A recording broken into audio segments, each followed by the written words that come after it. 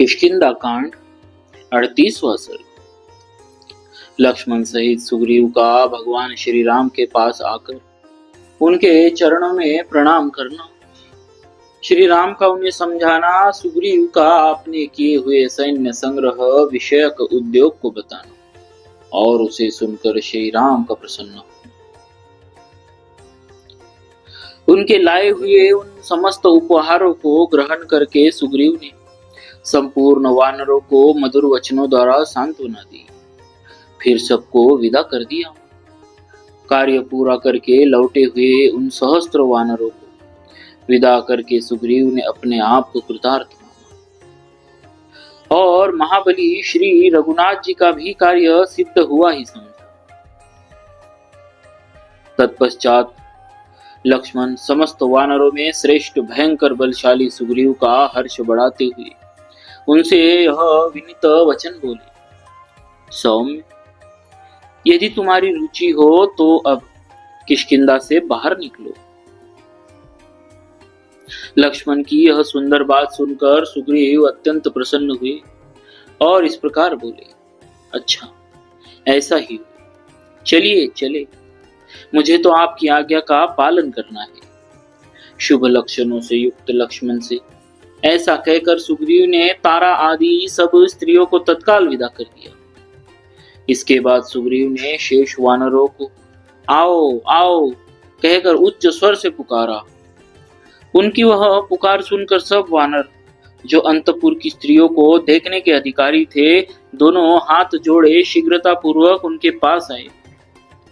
पास आए हुए उन वानरों से सूर्य तुल्य तेजस्वी राजा सुग्रीव ने कहा, वानरों, तुम लोग शीघ्र मेरी शिविका को यहाँ ले आओ। उनकी बात सुनकर शीघ्रगामी वानरों ने एक सुंदर शिविका पालकी वहां उपस्थित कर दी। पालकी को वहां उपस्थित देख वानरराज सुग्रीव ने सुमित्रा कुमार से कहा, कुमार लक्ष्मण, आप शीघ्र इस पर आरूढ़ हो जाए। ऐसा कहकर लक्ष्मण सहित सुग्रीव उस सूर्य की सी प्रभा वाली सूर्यमयी पालकी पर, जिसे ढोने के लिए बहुत से वानर लगे थे, आरूढ़ हुए। उस समय सुग्रीव के ऊपर श्वेत छत्र लगाया गया और सब ओर से सफेद चवर डुलाए जाने लगे। शंख और भेरी की ध्वनि के साथ वंदी जनों का अभिनंदन सुनते हुए राजा सुग्रीव परम उत्तम राज लक्ष्मी को पाकर किष्किंधापुरी से बाहर निकले। हाथ में शस्त्र लिए तीक्ष्ण स्वभाव वाले कई सौ वानरों से घिरे हुए राजा सुग्रीव उस स्थान पर गए जहां भगवान श्री राम निवास करते थे। श्री रामचंद्र जी से सेवित उस श्रेष्ठ स्थान में पहुंचकर लक्ष्मण सहित महातेजस्वी सुग्रीव पालकी से उतरे और श्री राम के पास जा हाथ जोड़कर खड़े हो गए। वानर राज के हाथ जोड़कर खड़े होने पर उनके अनुयायी वानर भी उन्हीं की भांति अंगुली बांधे खड़े हो गए। मुकुलित कमलों से भरे हुए विशाल सरोवर की भांति वानरों की उस बड़ी भारी सेना को देखकर श्री रामचंद्र जी सुग्रीव पर बहुत प्रसन्न हुए।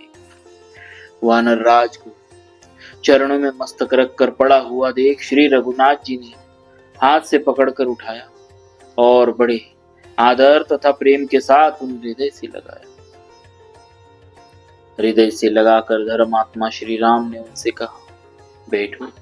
उन्हें पृथ्वी पर बैठा देख श्री राम बोले, वीर, वानर शिरोमणि, जो धर्म अर्थ और काम के लिए समय का विभाग करके सदा उचित समय पर उनका न्याय युक्त सेवन करता है, वही श्रेष्ठ राजा है।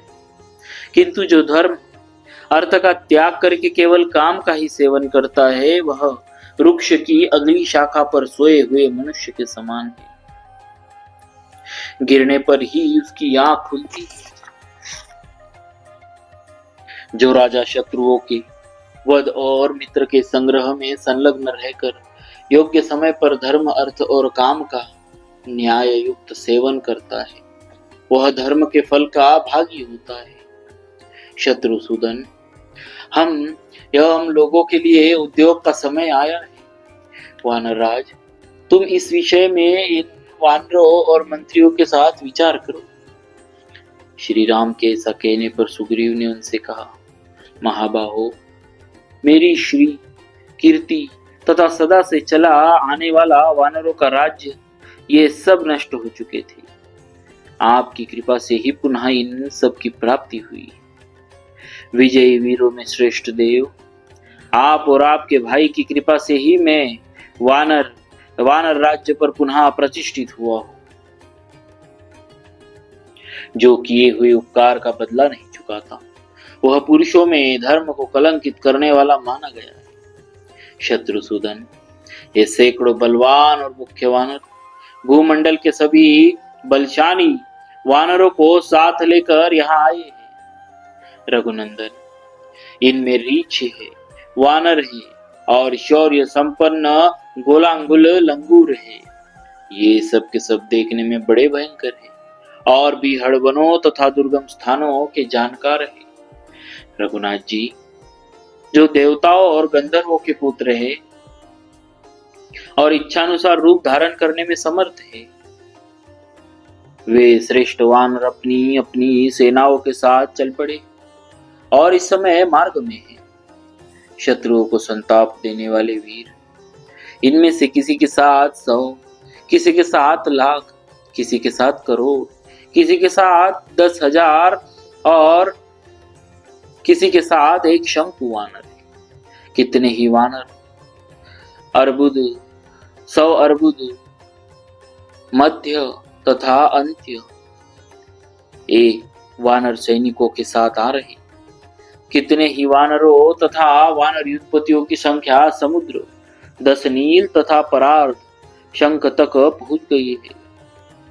राजन, वे देवराज इंद्र के समान पराक्रमी तथा मेघों और पर्वतों के समान विशालकाय वानर, जो मेरु और विंध्याचल में निवास करते हैं, यहाँ शीघ्र ही उपस्थित होंगे। जो युद्ध में रावण का वध करके मिथिलेश कुमारी सीता को लंका से ला देंगे, वे महान शक्तिशाली वानर संग्राम में उस राक्षस से युद्ध करने के लिए अवश्य आपके पास आएंगे।